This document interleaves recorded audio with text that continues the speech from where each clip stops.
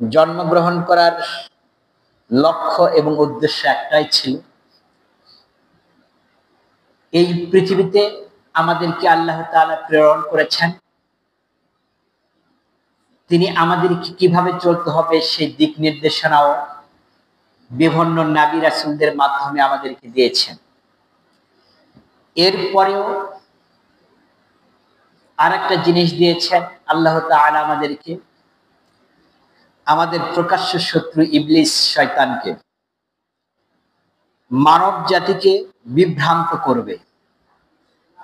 যেমনি ভাবে কি কারণে দিয়েছেন আল্লাহ তাআলা, একটু যদি আমি চিন্তার জগতে নিয়ে যাই তাহলে আপনারা ভালোভাবে বুঝবেন। সূর্য উদয় হলে সবাইকে ভালো লাগে, এটাই স্বাভাবিক, তাই না? কারণ একে অপরকে আমরা দেখতে পাই। কিন্তু যখন সূর্য অস্তমিত যায় তখন আমাদেরকে ওইভাবে ভালো লাগে না, আমরা ভালো অনুভব করি না। তখন আমরা শরীরটাকে বিশ্রাম দেওয়ার জন্য আমরা ঘুমের ঘরে চলে যাই। অর্থাৎ অন্ধকার আছে জন্য আলোর কদর, শীত আছে জন্য গরমের কদর, গরম আছে জন্য শীতের কদর মর্তাবা। তেমনি ভাবে যদি আমাদেরকে আল্লাহ তাআলা শুধু নবীদের কি পাঠাতেন,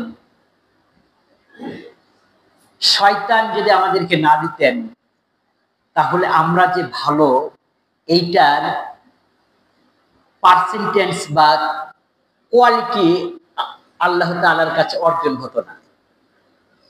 কারণ সবাই একই রকমের আমল করত। তো এইরকম ভাবে কিতাবের পরিভাষায় 1,24,000 মতান্তরে 2,24,000 নবী রাসূলগণ এই পৃথিবীতে এসেছেন।